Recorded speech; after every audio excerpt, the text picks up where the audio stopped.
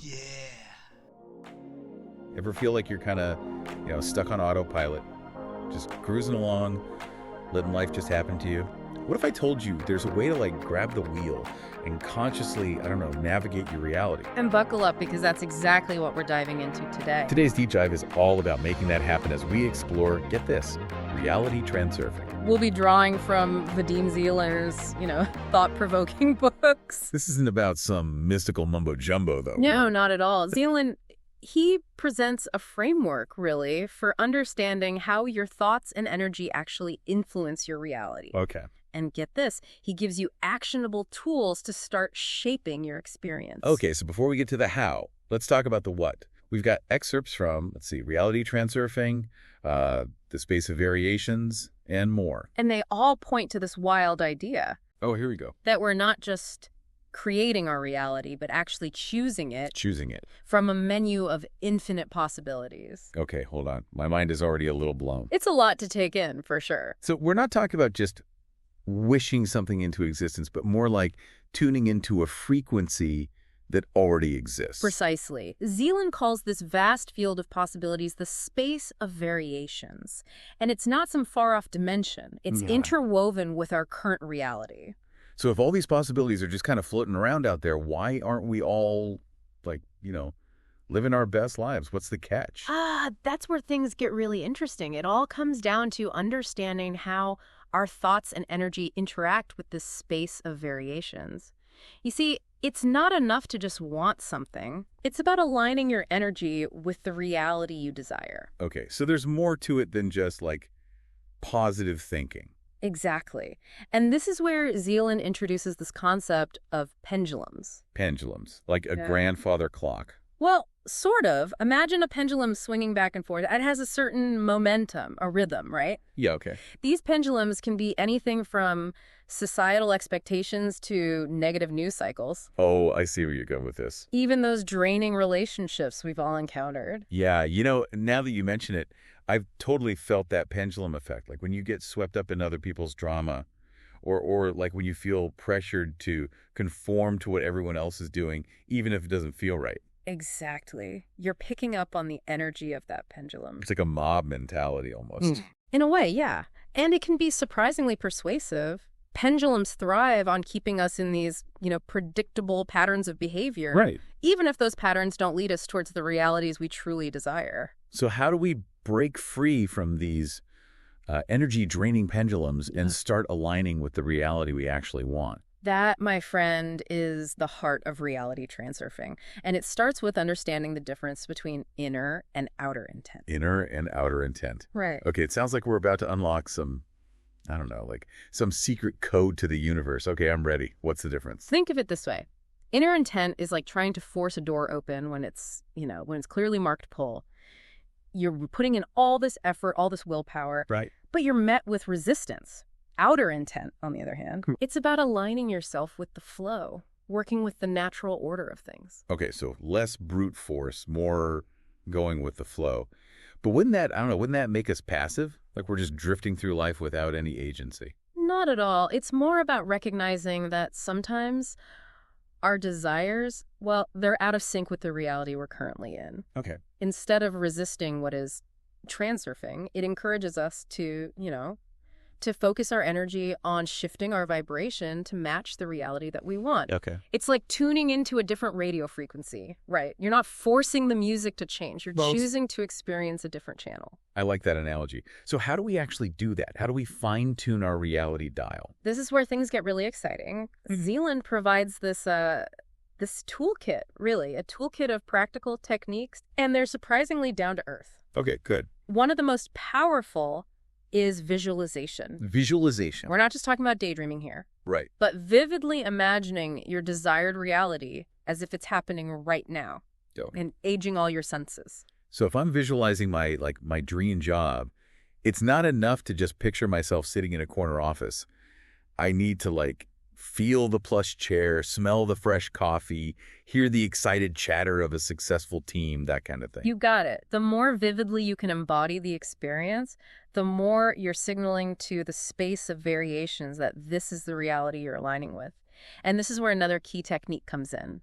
Non-attachment. Non-attachment. Doesn't that sound a bit, I don't know, counterintuitive? Like, if I really want something, shouldn't I be, like laser focused on it? Not about not caring. Oh. But it's about releasing that desperate need to control every single detail. All right. Think of it this way. When you plant a seed, you don't dig it up every day to see if it's sprouted, right? You trust the natural process of growth. Okay. Non-attachment is about having that same faith in the unfolding of your reality. Okay, I'm starting to see how this all fits together. So we've got the space of variations, this infinite buffet of realities. Right. We're choosing from this menu with our thoughts and energy. Yes. But those pesky pendulums, they can kind of like throw us off course. Exactly. To stay aligned with our desires, we need to cultivate like inner intent. Yes. And use tools like we've been talking about, like visualization, non-attachment. It all works together. It's like we're learning to surf those waves of possibility instead of getting tossed around by them. Beautifully put. And remember those pendulums we talked about? There are techniques to handle them too. Oh, right. We left off talking about how to recognize when we're caught in their swing. How do we break free and get back on our surfboard, so to speak? It starts with awareness. Zeland, he stresses the importance of self-reflection, really paying attention to how different situations and people make you feel. Do you feel drained, pressured, anxious? Oh, okay. Those are telltale signs you might be caught in a pendulum sway. So it's about tuning into those like subtle energy shifts within ourselves. Like if, let's say, my boss dumps a last-minute project on me and I feel that, familiar knot of anxiety, that's my cue to like pause. Exactly. Instead of immediately reacting from that place of stress, which is precisely what the pendulum wants. Oh, right. You have the power to choose a different response. Take a breath, center yourself. Okay. And then decide on the best course of action from a place of inner strength, not reactive fear. It's like hitting the pause button on that automatic stress response. Yes. And choosing a more, empowered approach. Okay, I can see how that would be a game changer in those high pressure moments. But what about those situations where it's not just a one-time energy drain, but more like a constant pull in the wrong direction? That's where setting boundaries comes in, a crucial skill in reality transurfing. Boundaries. Yeah. So like learning to say no more often, even when it's uncomfortable. Precisely. It's about protecting your energy, not allowing yourself to be pulled into situations or relationships that consistently drain you. It's about recognizing that saying no to something that doesn't serve you is often saying yes to something that truly does. I can see how that ties back into inner intent. Yes. Making conscious choices that align with our true desires, not just reacting out of obligation or fear of disappointing others. You're getting it. And that's where mastering our inner intent becomes so powerful. It's about pausing to ask ourselves, am I making this decision from a place of fear, obligation, or genuine desire? Am I being pulled by a pendulum or am I steering my own surfboard? That's such a powerful distinction. It's like that old saying, are you running towards something or away from something? Yeah. If we're constantly reacting to like external pressures, we might be missing out on opportunities that are, a better match for our true desires. Exactly. And when we start to make choices from that place of inner alignment, our reality starts to shift in remarkable ways. Okay. Now I'm really curious. How does this actually play out in our lives? What kind of reality shifts are we talking about here? Well, for that, we'll need to dive into some real-world examples. Right. So we've talked about the how of reality transurfing, right? Visualizing, non-attachment, setting boundaries. Right. But you know me. I'm all about what's in it for me. Of course. Of course. So for someone who's ready to ditch autopilot and grab your reality surfboard, right? What kind of real-world shifts, what kind of changes can you actually expect to see in your life? This is where it gets truly rewarding. Imagine this, okay? You've been stuck in a job that just drains you, but you've been afraid to leave because of the what ifs, right? Right.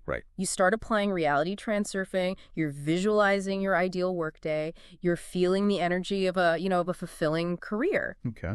Suddenly, a new opportunity appears, seemingly out of nowhere, that aligns perfectly with your vision. That, my friend, is reality transurfing in action. Okay, chills. But is it always that dramatic? What about those everyday frustrations? Like, I'd love for my commute to be less stressful. Yeah, sure. Can transurfing help with that? Absolutely. Instead of focusing on the frustration of traffic jams, imagine a smooth, enjoyable commute. Visualize yourself cruising along, maybe listening to a great podcast. Like this one, perhaps. Zeland explains that as you release the resistance, you create space for your desired reality to materialize. Maybe you discover a shortcut you'd overlooked, or your boss offers you the flexibility to work from home a couple days a week. The key is to shift your energy from complaint to possibility. So it's not about denying the reality of rush hour. It's about choosing to focus on a more desirable outcome and then being open to the ways it might unfold. Precisely. And here's where it gets even more fascinating, right? As we become more adept at navigating our own reality, Zeland suggests that our collective thoughts and energy, they can actually influence the world around us. Think about it. If our individual realities are like drops of water, imagine the kind of ocean we could create if we all started consciously shifting our vibration towards positivity, abundance, connection, all of that. Okay, that's a powerful image. Going from like ripples of change to a wave of like collective transformation. So were you saying we could actually use like reality transurfing to tackle bigger issues like social injustice or climate change, things like that? It's a question worth pondering, isn't it? If our thoughts and energy truly have the power to shape reality, even in small ways, imagine the impact we could have if we collectively focused our intention on creating a more just and sustainable world. Whoa. Okay. Now that's a deep dive. We've gone from, feeling stuck on autopilot to realizing we have the power to choose our reality, not just individually, but like collectively. So to our listeners out there, here's something to consider. If you could choose any reality, what would it look like? What kind of world do you want to create? Hold that vision close. Start surfing those waves of possibility, and who knows? Maybe we'll see what we can manifest together. Oh, yeah.